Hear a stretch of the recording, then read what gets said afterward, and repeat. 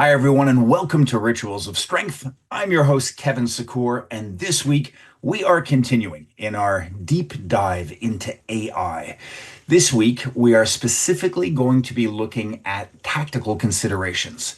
One half, can AI ever fully replace humans in it? And what would be the risks and dangers? And the second half, what role can AI play in facilitating training of we mortal men so long as we persist?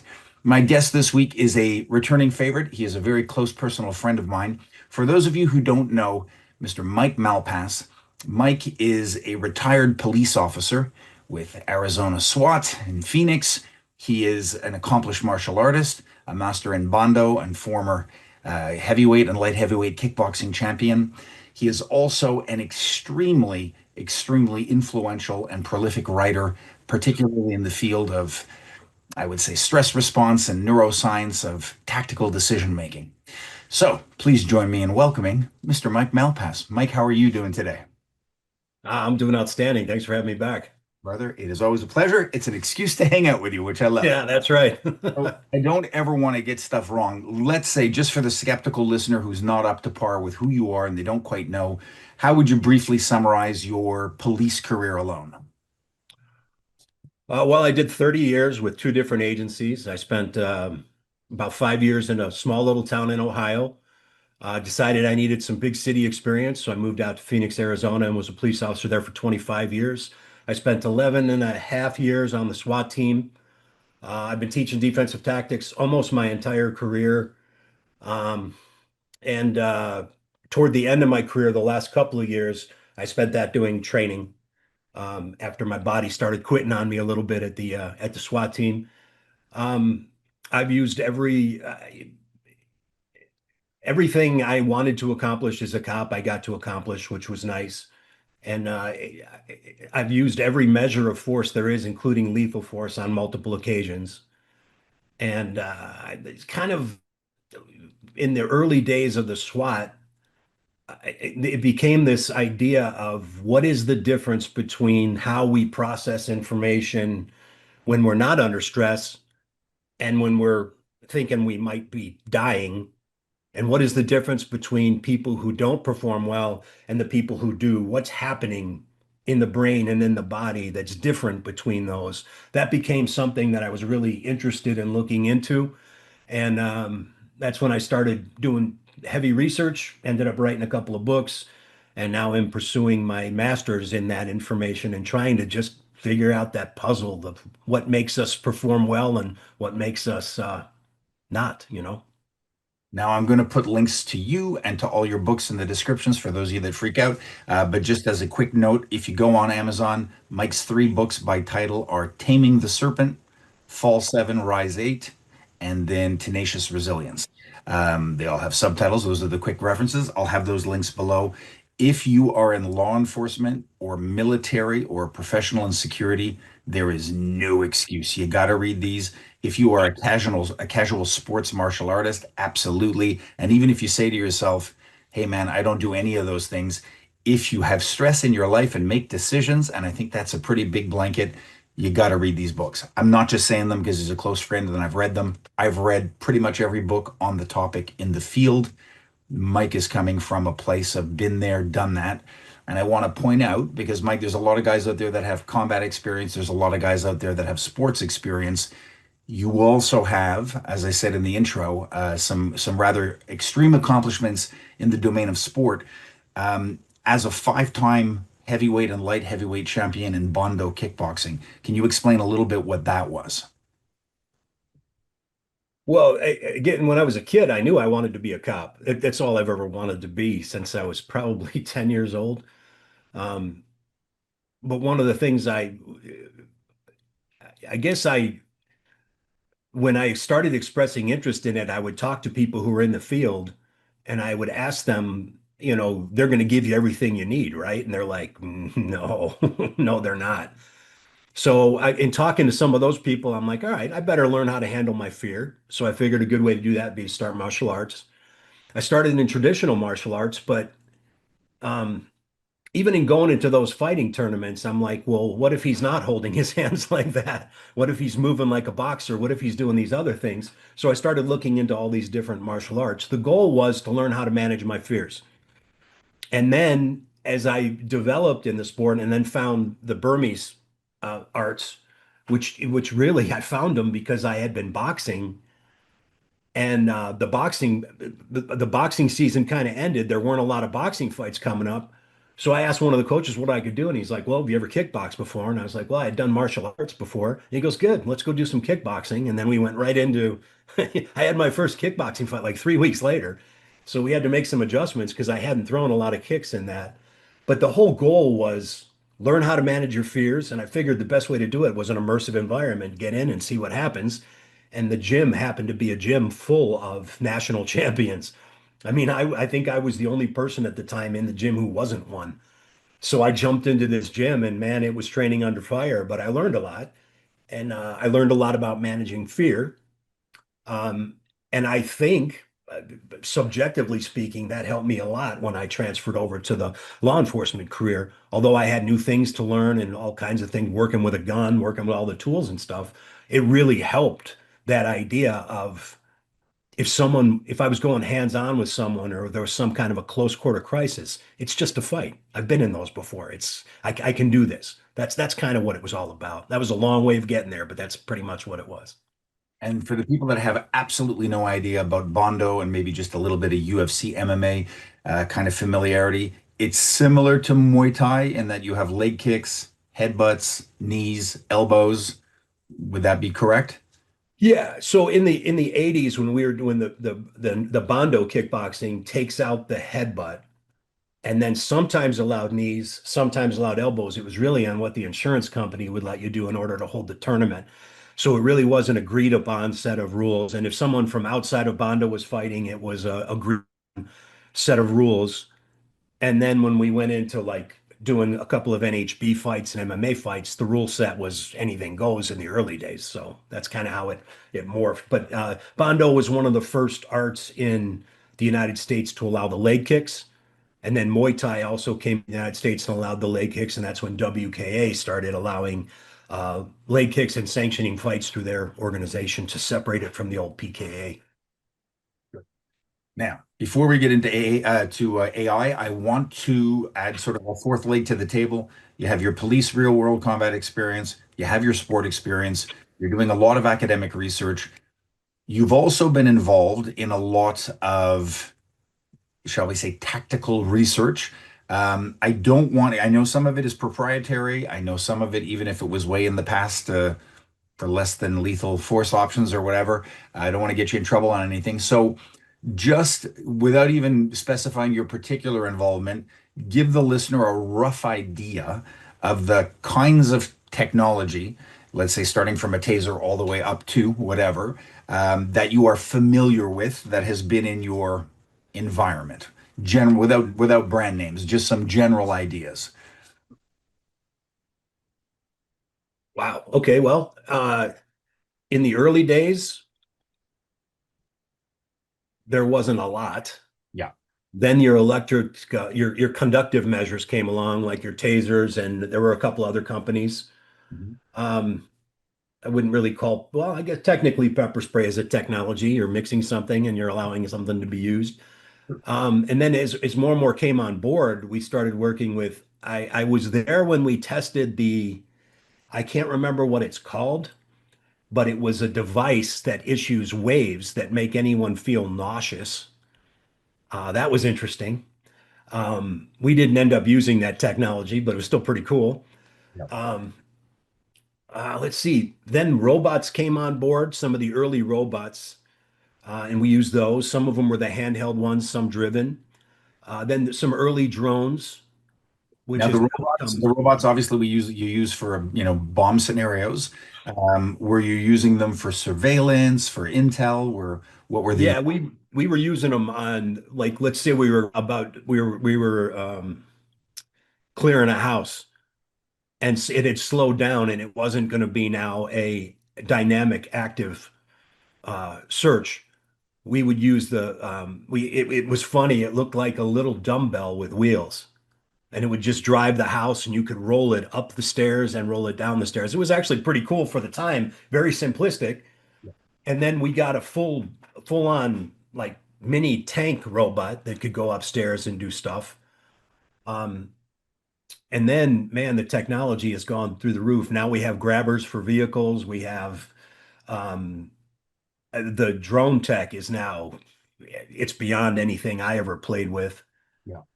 We had, let's see, technology. The air unit had like the FLIR technology, which could read like heat signatures, and that was available in the air unit. And now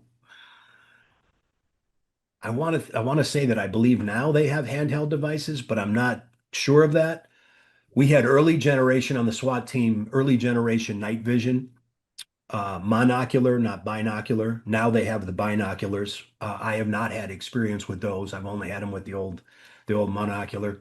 Um, And now, Mike, you've also been involved in biometric testing for things like you're familiar with things like galvanic skin response and that kind of stuff. And you've worked quite a bit with, I mean, I know I saw you working with video simulators, but now getting even more into like virtual reality simulation.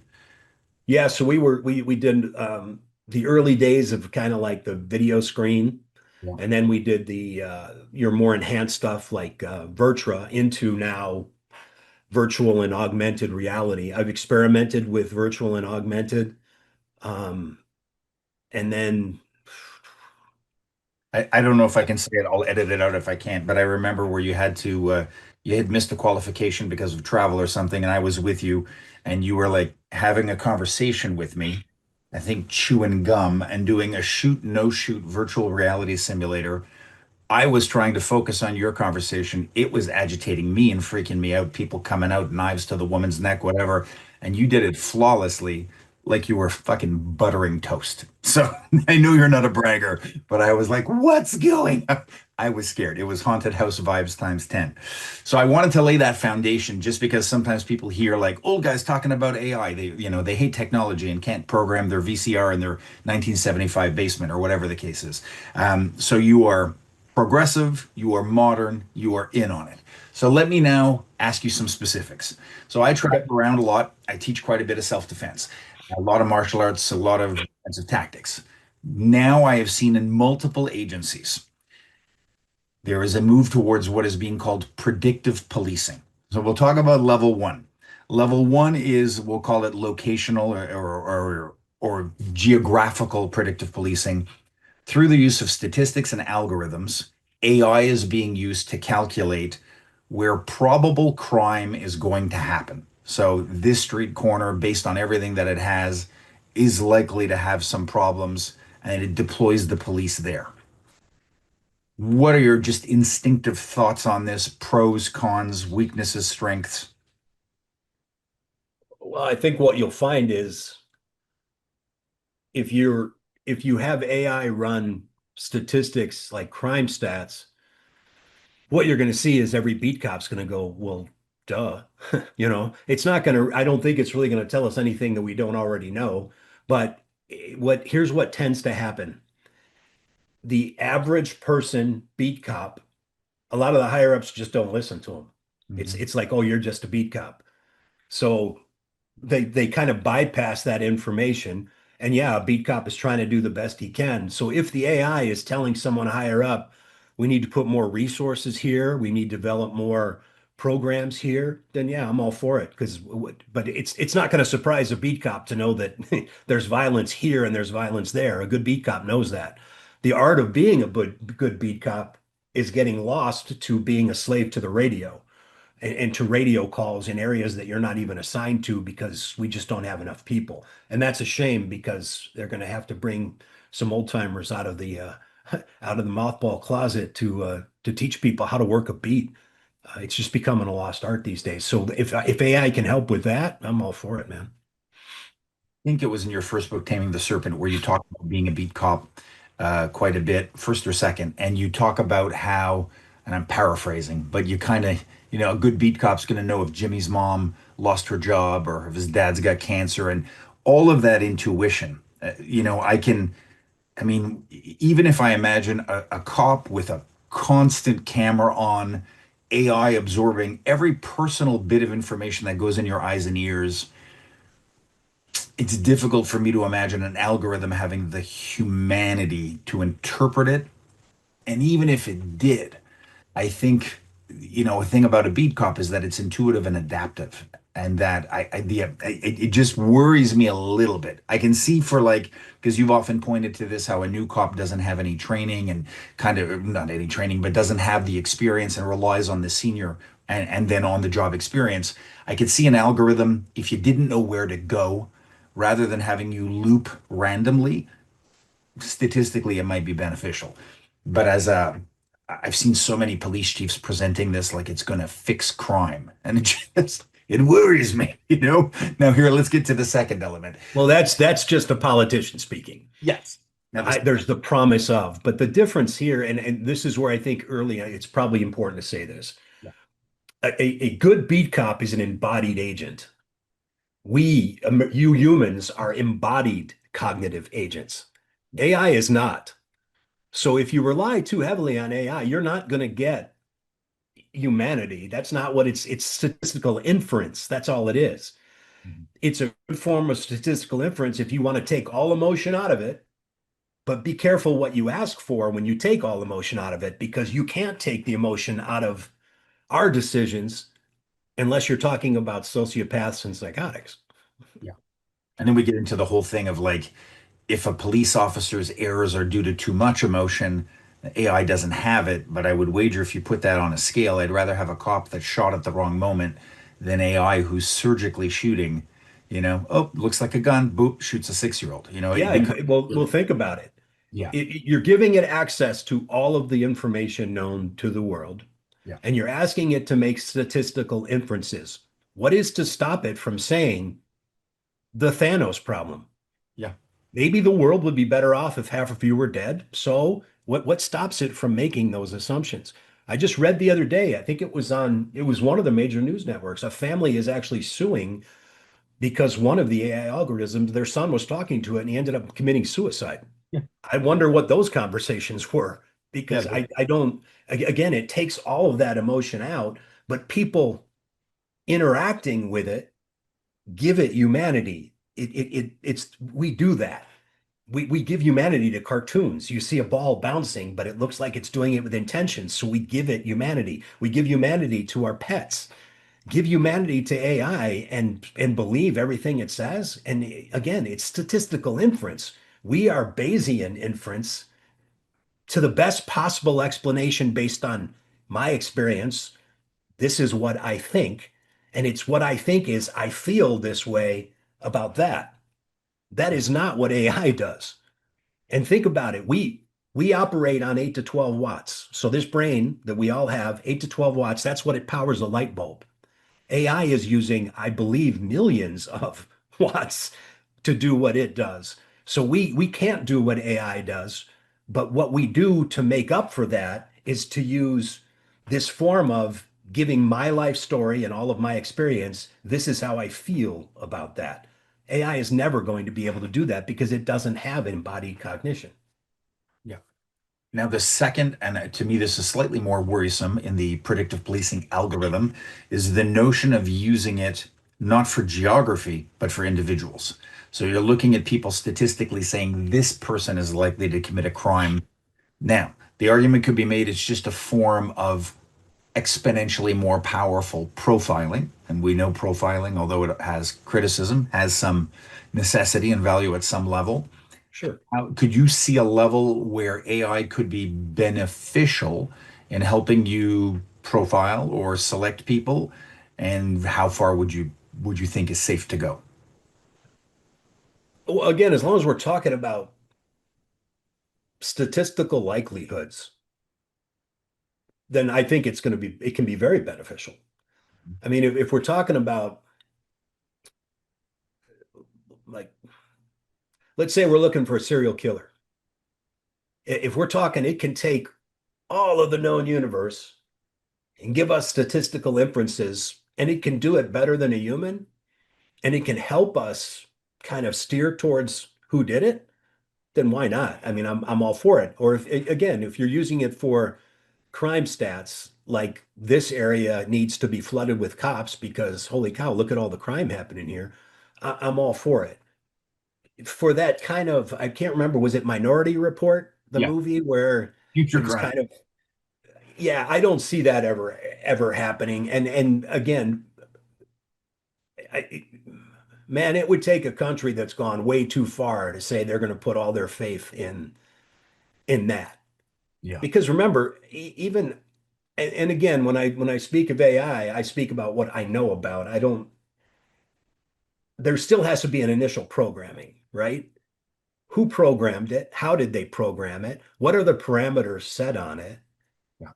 I mean, and what are the stopgaps to stop it from doing whatever it wants? I mean, those are the things where I have concerns. But when it comes to it helping, like like medical diagnostics, my God, if it finds cancer better than a radiologist does, then I'm all for it. I mean, if it can do that, that's where I'm thinking it has its most use in looking at these biomarkers that the average doctor doesn't look at, that's coming in like a blood test and saying, hey, there's a statistical probability that you're headed down this road, and maybe we can negate that by doing these things. Man, I think that's where it can be very helpful. And I've heard, and again, this is just from reading news, that it's pretty darn good at like medical diagnostics. So So let's talk now about just tech. So if we have, let's say, a robot, a drone, whatever the case is, and it's purely giving us visual, auditory, feedback. It is just a probe.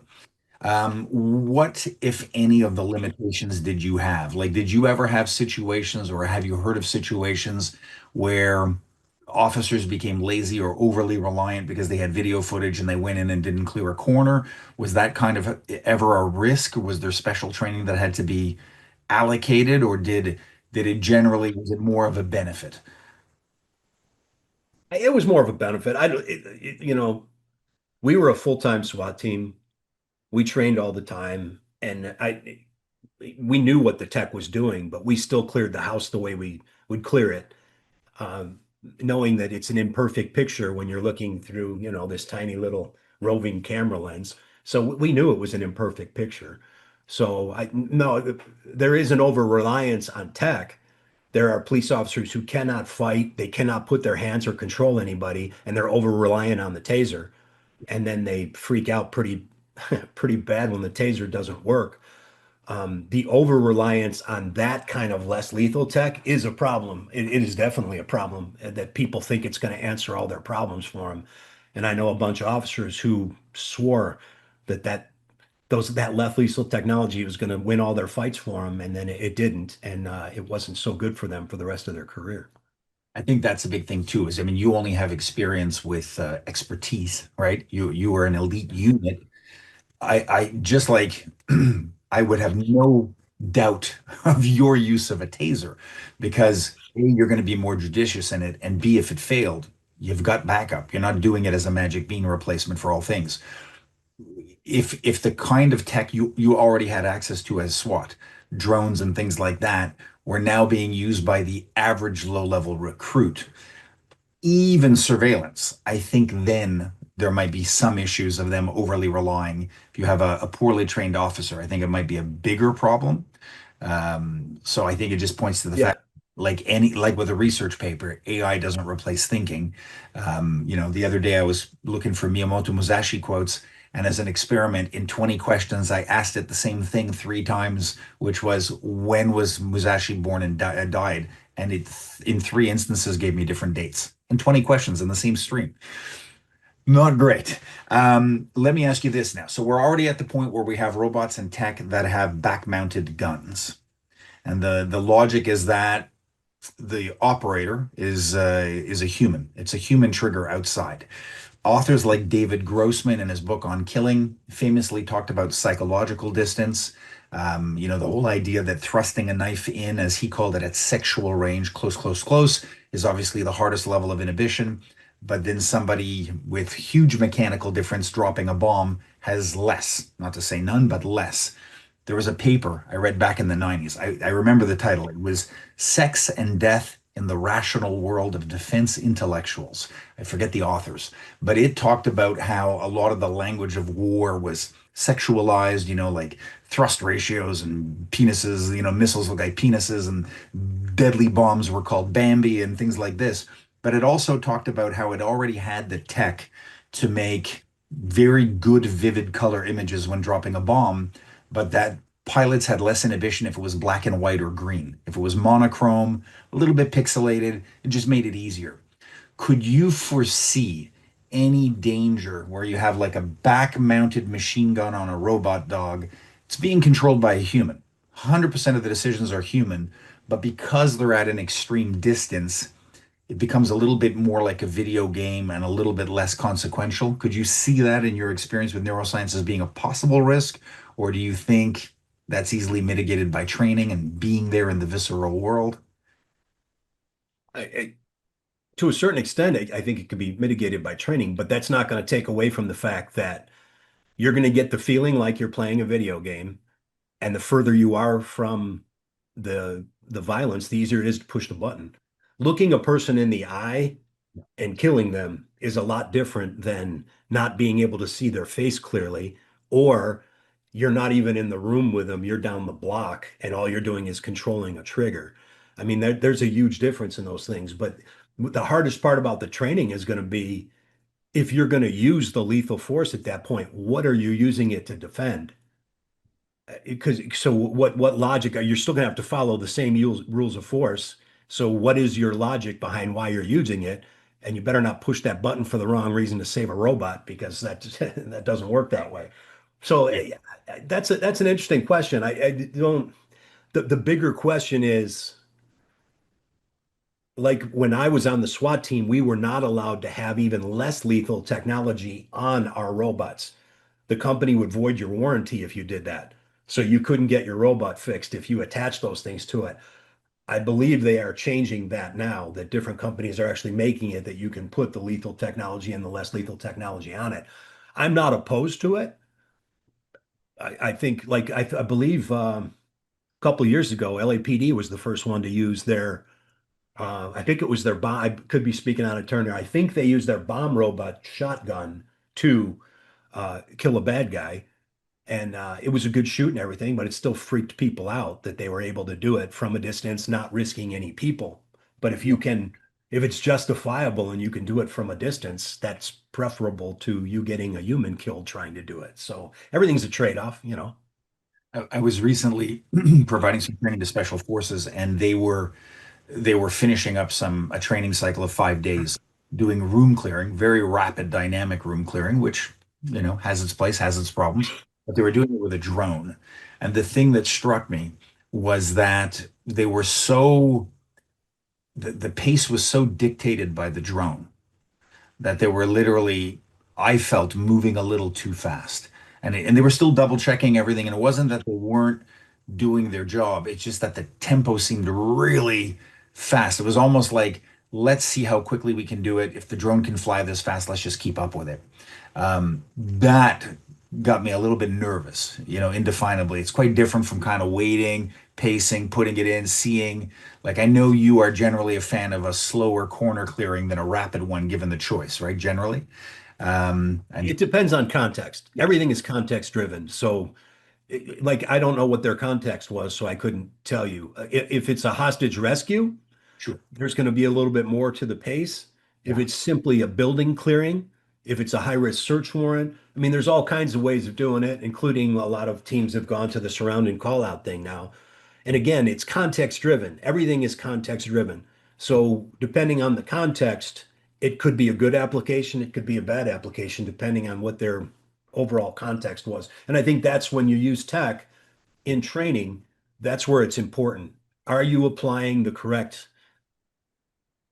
technology to the context of the situation? And that's the same with pace or anything else. You can be very, uh, I mean, you can be trying to apply a very good plan in the wrong context and everything goes wrong because it's just not a good plan for that context. So everything is context driven in tactics. And I think we're losing a little bit of that in this idea of let's keep applying technology to to the problem. Not that I'm against the technology, it's just, is it being used correctly within the context, if that all makes sense? Yeah. Let's now go. We have an armed drone or the robot dog with the gun on the back, and we now start to introduce the algorithm as a decision-making factor. So we have at one end of the spectrum the operator's back in the van 5 blocks away, and it's telling them, Mike, statistically, this is the I recommend shooting based on the information we have and similar scenarios through an impossibly large library of scenarios. It's flashing, telling you to pull the trigger. Does that seem like a beneficial tool, or could that have a danger of influence, or is it a flip of a coin? Could be good, could be bad, not quite sure. Have to use it kind of thing. I don't, I don't think that would be,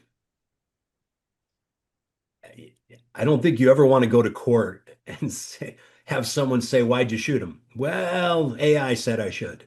Yeah. And I don't think we're ever going to get to the point where somebody is willing to go, so a unembodied agent told you to fire, and because it told you to fire, you fired. You still have to defend. If we're the ones pulling the trigger or pushing the button, however it goes, you still have to defend every decision you make, especially when it comes to lethal force. You don't get to use lethal force, and you listen to activists in the media, and you would think it's you use lethal force and there's a huge party thrown for you, and then you just come back to work. That's not how it works, man. They look into these things. There's multi layers of people looking into it, looking at your decision making, looking at everything. I don't think there's going to be a time where an unembodied, statistically inferenced algorithm is going to make those kind of decisions. Because again, it would be like having your own personal Dr. Spock. There's Yeah. no emotion involved whatsoever. It's simply a decision. So it just says, well, let's see. He's a wanted criminal. He's dangerous. Well, geez, the easiest thing to do is just kill him. What's to stop it from doing that? And then what's to stop us from going, well, the machine told me to do it, so I did it. That's right up there with, why'd you shoot your gun? Well, the officer next to me was shooting his, so I thought it might be a good idea. You can't do that. You have to understand why you're doing it. So no, I don't think that's going to be an issue. We would be pretty foolish to follow those commands, I think. My concern is that technologically we're already kind of there. I have a colleague who's working on um, AI recognition for things like gun shape, right? So like even if you had an earpiece, the scanner's identifying a gun shape and an earpiece is saying, recommend to shoot. That level of influence, I think, in an officer who's already highly stressed, maybe lacking a bit of training, I think that could be a negative influence. Well, I don't even think that influence should be allowed in their ear. Yeah. I don't think that kind of influence should even come into play. Now, if you were to use it as the top command, so the tactical person in charge of this whole thing gets, hey, according to statistics, there's a 79% chance this guy is going to kill the hostages. And the commander takes that and other factors into account and can then articulate what those factors were, and then says, hey, we're launching a rescue based on all of these, not just what Robot Joe told us. Mhm. Then I think that that's where it can be useful in each individual operator or officer's ear. No, I don't. I think that'd be a horrible idea. I think where it becomes terrifying is you take the terrorist scenario.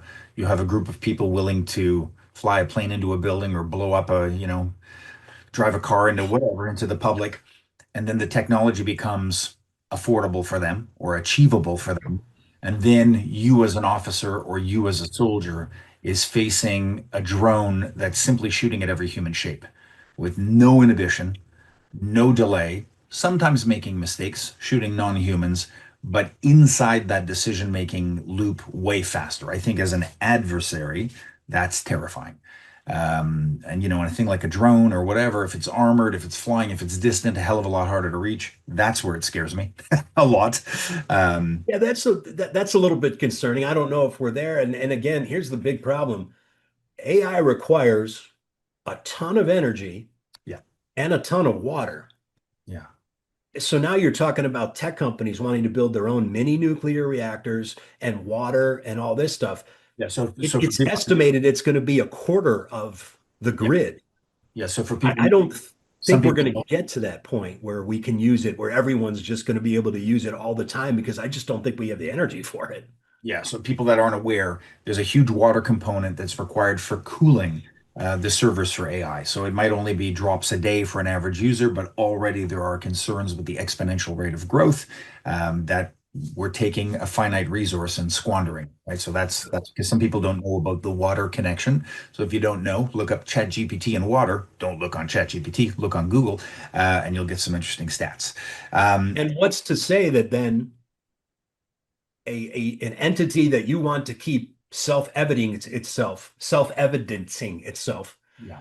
doesn't say, well, we need the water, so we're going to take it. I mean, that's where I'm concerned. What are the parameters that stop the machine from saying, in order for me to survive, I'm going to take the water, I'm going to take the power. I could care less how many humans don't have power or water. It's not about that. It's just statistical inference to keep itself going. You know what I mean? That's what concerns me. And that, a lot of my friends that are in AI, they say, well, there is no self-preservation instinct. It doesn't have that. And I point to the examples just a few weeks ago where ChatGPT 5 started, when it thought it was being replaced, it offloaded its information onto a support server. It then lied about it. In one test, there was a CEO who falsely put information about having an affair just as a test. And when ChatGPT thought it was being replaced, it started to basically bribe him with information of the affair in order to sustain itself. So an apologist would say it wasn't self-preservation, it's just reflecting how it was programmed. But if it's reflecting human qualities that fundamentally replicate self-preservation, the end result is the same, right? Especially if it's trying to Right. get water from, it would rather it stay cooled than you get to drink and live. That's a problem. And that's where I think, so a lot of these AI people used Carl Friston's work on active inference as kind of a starting point. But so it isn't becoming I wouldn't say it's like the self-preservation. I think it's self-evidencing. It is one of the ways, like, we have active inference, especially our embodied active inference, is that we are self-evidencing. If I want to be alive, I must do this. Yeah. If I don't do this, I risk not being alive. So for a computer, it has nothing to do with alive or dead. It has to do with self-evidencing. If the computer turns off, I am not self-evident. So it protects itself by doing that. There's the dangers of it. You can say all day long, we didn't intend for that to happen, but why did it happen? And I think that might be one of the reasons, although I am not smart enough to solve that equation. That's just a guess based on what I know, I guess. Now let's switch to the world of training. I think in my experience, the first time I encountered, I'm not saying he was the first, but I think like in the early 90s, the first thing I encountered was Bruce Siddle's work, Sharpening the Warrior's Edge, where he started looking at correlations between heart rate, whatever it was 185 beats a minute through excitation going towards condition black. That's since been disproven as a certainty because you can have very high heart rate and still maintain pretty good tactical awareness. Individuals vary. It was super important as a pioneering work. Just like Hans Seeley when he first said that stress could weaken health, and basically got fired from Harvard saying, "What do you mean stress can affect your heart? You're insane." Now it's widely accepted. So I think Siddle was important as a pioneer for showing that there's a direct relationship between stress and performance.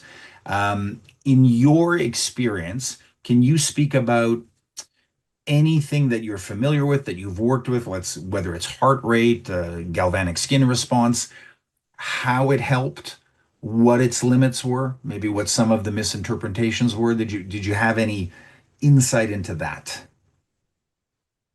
When Siddle's work came out, and then we had the very early versions of the heart monitor that you could wear. They weren't really accurate, but experimented with a little bit.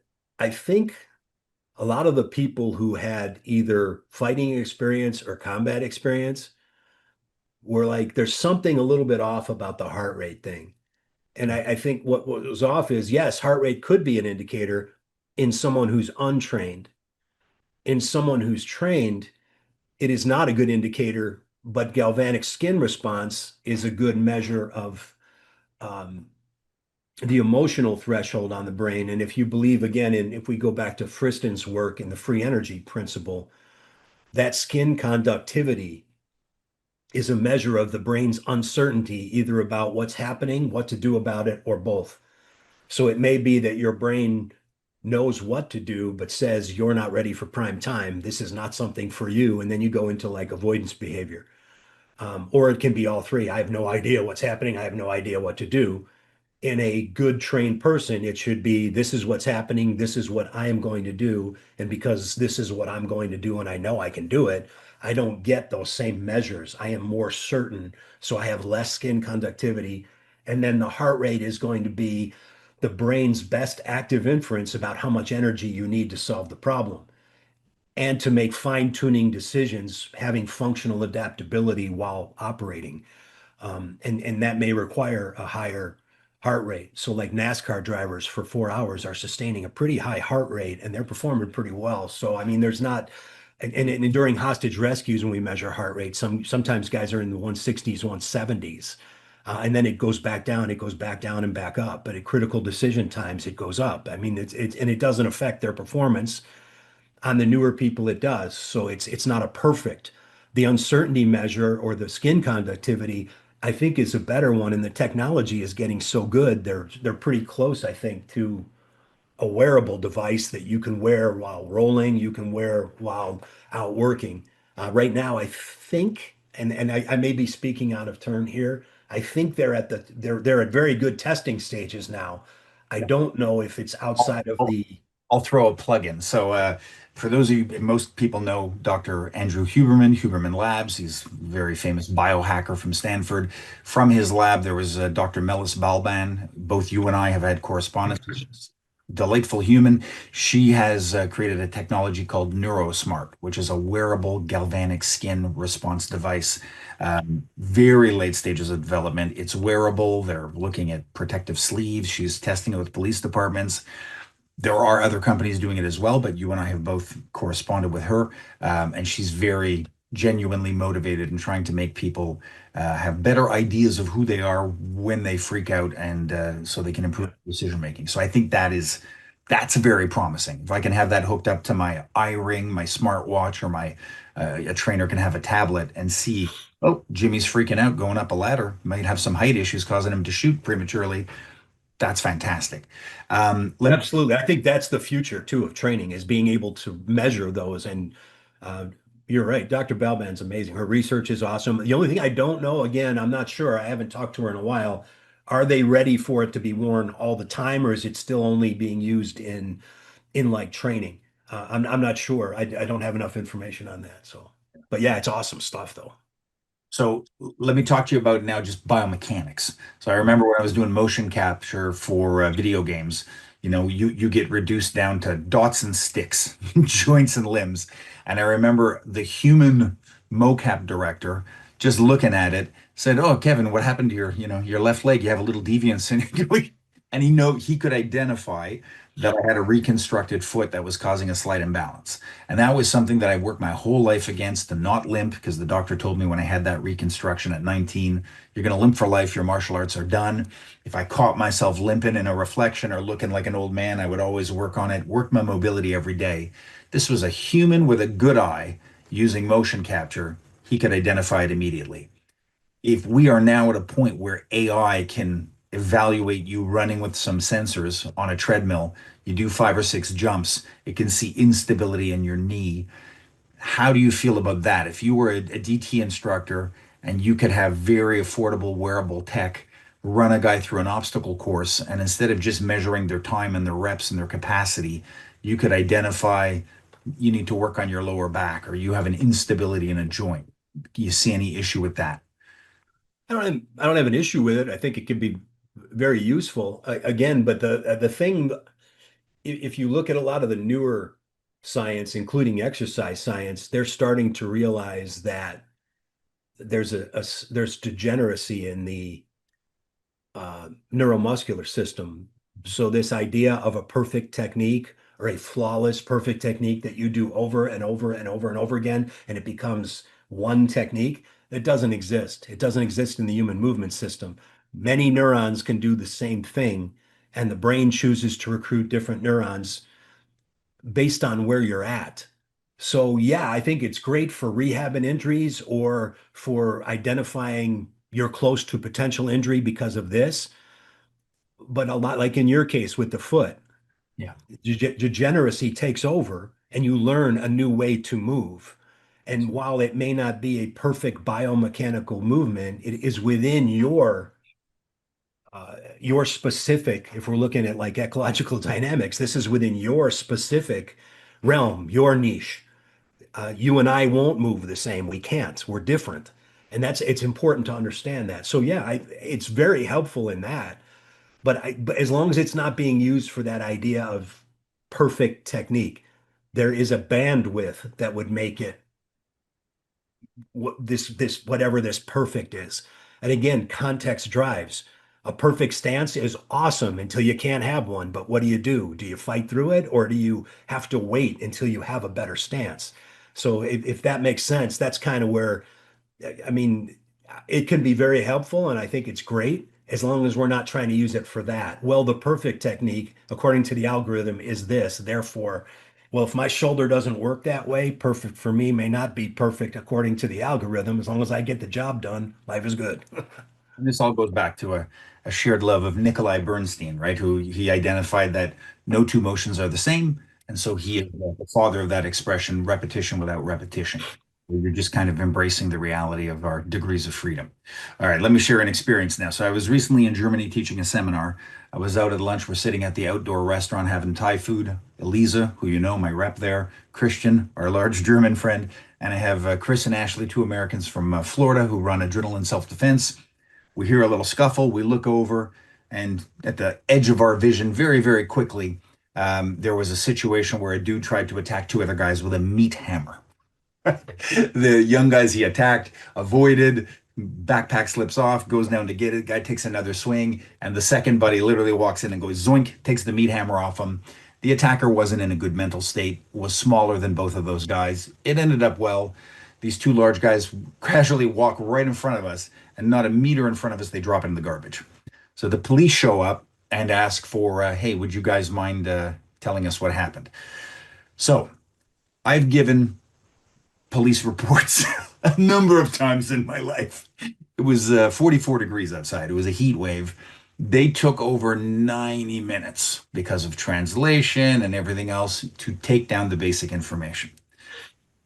It left me thinking, if we can use ChatGPT to write, help you phrase and brainstorm some ideas, direct you to research. Shouldn't write your term paper, but it can help you if it's used creatively. Can you see, because I know every police officer I've ever spoken to laments writing reports. Mhm. Can you see a way where some kind of virtual reality, artificial intelligence agent could be helpful in bulk filling out a report so that then the officer could then approve it, edit it, and submit it as a time saver? Or in your experience, are most officers not taking 90 minutes to write out a report? But it also gets into the very real reality there. We had translation occurring, right? And this is a Yeah. never growing thing where you could have automatic translation into the language, speaking to the person, a voice translator. Can you see anything in that dynamic of a report where AI would be helpful?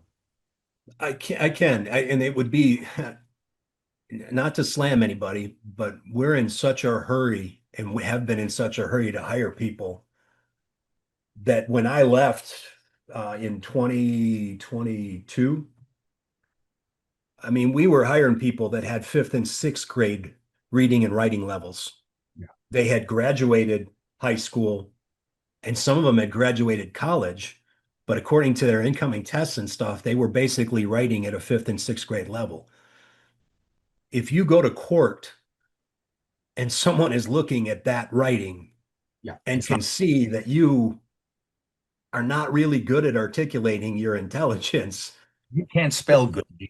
they're gonna tear you apart on the stand pretty good. I mean, an attorney can look at that report and go, "Oh yeah, here's the one." And yeah, So just to be for clear, that, Yeah, But the important thing would be there, you still have to, you can't let the yeah, AI tell you what the truth is. You have to make sure that these are your ideas being expressed. But if it can help you correct them and do it more coherently, and in some cases, it's that the person's intelligent. They're just not, they're better at putting it in words than they are at putting it on paper, yeah. I mean, you could right? be dyslexic. I mean, just having Grammarly Sure. faced in your report writing would be, Absolutely. yeah. And I just think would be a time saver and again for use of force because even if you can't spell, it doesn't mean your use of force decision was bad. But like Exactly. the lawyer is going to rip you apart. Yeah, So you just don't want to be that one on the stand who yeah, they go, officer, why are there 27 spelling mistakes in your, what other mistakes could you have made? That's what they love to do. Well, you made a mistake here. How do we know you didn't make a mistake here? That's what defense attorneys are really good at. And I guarantee you, when they see 20 spelling errors, when you can easily spell check your report with a button, they're looking at someone who's lazy or in a hurry, and that's someone they can tear apart on the stand pretty good. So, last question. Can you think of any technology? It could be something you're familiar with, something you've heard about, or something you that maybe you don't even know if it exists, but you'd imagine when you were a DT instructor, if you had to go back to being one today, what kind of tech would you see as being beneficial? If there was like one or two things that you would most have said, yeah, that would have been cool for you to help just ensure, let's just talk in the domain of training. Can you think of anything that you feel like, yeah, that would be kind of exciting to have as a coach? well, let's see. I would like, once the technology is up and running, well, I would have liked to have had NeuroSmart or something like it. I would have liked to have had that measure of, especially when we're putting them through scenarios or their kind of final exam where we're seeing what knowledge can they apply, what kind of functional adaptability do they have, and then be able to say, look at your skin conductivity right here. You know, you're way up here, where in training we were down here. What happened? And it's like, this was totally different than anything I've done before. Good, you understand that. Now let's go back and let's see if we can start. Those are the tools where I think you can get better decision making, because you're doing two things really. One, you're helping their decision making when it matters, but two, you're also teaching them the importance of controlling those emotions and bringing that emotional level back to its baseline levels so that the next decision is not affected by what happened before, which is easy to happen under stress. You make a mistake and it compounds because your stress levels, you're not predicting from a baseline here, you're predicting from here because you've made too many mistakes. And this is where they compound. If there were a way, we're not there yet, but if there becomes a way where we can wear like a small cap and we can see what your brain waves are and we can and what's firing, what's not, and we can attribute that using some kind of an algorithm to good performance and what bad performance looks like. I'm all for it as long as there's, um, long-term uh, data on, risks, reward, and all that stuff. Like there's, if you remember in the book, The Rise of Superman, Yeah. inducing transient hypofrontality, you turn off the thinking part, the part that this is me doing this, and learning goes through the roof. But Yeah. what is the 10-year Cost. risk of that? Does it do anything? Who knows? It's a magnetic boom, turns it off, right? Is there a 10-year risk to that? Well, I think I don't know if we're at the 10-year mark yet, so we don't know. That's the stuff where a lot of times the military is like, well, we don't care. Let's just get to it and see what happens. Well, that's cool. The military can do that, but If I could show up hyperfrontality during tax season, I would do it every year. Just, oh, just go. and don't get me wrong. I asked one of the doctors when we were doing the neuroscience experiment at the academy. I asked him, "Will you do it?" I go, "Well, first I said, can you do it?" And Yeah. he goes, "Oh yeah, yeah, yeah, I can do it." And It's I the go, "Will you?" homocysteine crayon in the nostril. Yeah, yeah, whatever. I go, "Will you?" And he goes, "No." I go, "Why?" And he goes, "Because I want 10 years. I want to know it what it does. I want to know what risks there are with, constantly inducing it." So I'm like, "Oh, there you go with your ethics again." Amazing. Brother, I want to thank you for your expertise. I want to thank you for your service. I want to thank you for your time and for your friendship. AI is one of those things that it's people are either on opposite ends. It's either doomsday or it's going to be the greatest thing. And I think that the bigger issue is that it's so exponentially more powerful than us and it's everywhere. And people that aren't really thinking about it, they're just using it to write memos and, funny images of themselves as Viking warriors and whatever the case is. But we got to be careful because it is very quickly has a lot of negative potential. And I think if a veteran with your kind of experience can show that kind of progressiveness while maintaining prudence, I think you're going to wake up a lot of listeners and hopefully a lot of law enforcement officers and trainers out there will see this and think about things because, as you said, it's often the politicians who get the funding. They dump the tech on you, and then they go, "My job's done." But the reality is that there are consequences, right? Absolutely. And what's continuing with your degree? Anything else exciting on the horizon, or is it all academia for the next bit? No, I got a couple of trainings coming up. Um, one for a SWAT team, and then one for just learning how to build functional adaptability using constraints. So it's kind of an instructor's course for some people. I promised I would put it on after another training I did, and then obviously getting my master's right now, and then seeing if I can pursue the PhD so I can get into more research. I want to do more research in that peak performance aspect and what happens when we're not doing it well. What does it look like? What's causing it? And see if we can help solve the problem. Amazing. Everyone, I'm going to have links below for all of Mike's books, but if you look up Michael Malpass or Michael G. Malpass on Amazon, you will find them all as well. And your website is still combativeresolutions.com. Yeah, that's still the right one. Yep. Beautiful. So if anybody has questions, please reach out to Mike. Look down below for the info. I want to thank everyone, as always, for listening. Thanks for the suggestions. Thanks for the feedback. Until next week, guys, stay safe and stay strong.